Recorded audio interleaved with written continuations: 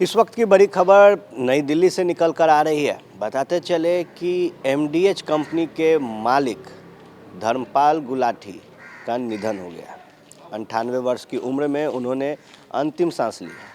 माता चंदन देवी अस्पताल में उन्होंने 3 दिसंबर की सुबह 6 बजे आखिरी सांस ली है। महाशय इनको कहा जाता था और इनके जो फैक्ट्री थी, एमडीएच जो कंपनी थी, उसके लिए मशहूर थे।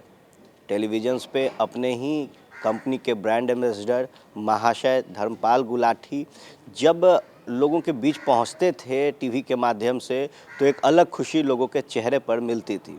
जो अंदाज़ उनका रहता था अपने मसाला को रिप्रेजेंट करने का, उसकी चर्चा एमडीएच के प्रचार के बाद किया जाता था। अब जब धर्मपाल गुलाटी ने अंतिम सांस ली है, उसके बाद सोशल मीडिया पर उनको भावभीनी श्रद्धांजलि दी जा रही है। इससे पहले भी जो कई मेमेज़ हैं वो उनके ऊपर बनाए जाते थे, सोशल मीडिया पर उनको लेकर लगातार लोग चर्चा करते थे। और जब अब उन्होंने 98 वर्ष की उम्र में आखिरी सांस ली है, उसके बाद पूरा देश उन्हें भावभीनी श्रद्धांजलि देते हुए उनके जो कंपनी है उसको लेकर कई बातें कह रहे हैं और कह रहे हैं कि एक ऐसा व्यक्ति जिन्होंने ग्राउंड ज़ीरो से एक बिजनेस की शुरुआत की और एक मुकाम तक अकेले पहुंचाया। कहा जाता है कि धर्मपाल गुलाटी अपने जो मसाले थे उसकी टेस्टिंग खुद करते थे कि वो प्रोडक्ट कैसा है। बताते चले कि 27 मार्च 1923 को उनका जन्म जो था पाकिस्तान के सियालकोट में हुआ था और वहीं उन्होंने अपने इस एमडीएच कंपनी की नींव रखी थी। बहरहाल 1947 में जब देश का विभाजन हुआ तो उनके पिता जो थे वो दिल्ली शिफ्ट हो गए और दिल्ली में आने के बाद जो इनकी कंपनी थी उसको वहीं से रन कराना शुरू कर दिया गया।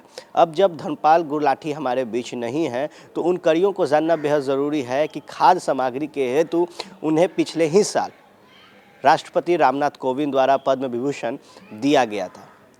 अगर चर्चा की जाए धर्मपाल गुलाटी की तो कई तस्वीरें जो हैं हवाई जहाज़ की निकल कर आई कि किस तरीके से लोग जो हैं उनके साथ सेल्फियां लिया करते थे, उनसे कुछ ज्ञान लेते थे कि किस तरीके से उन्होंने एक ऐसे समय में एक बिजनेस को डाला था जब भारत गुलाम था।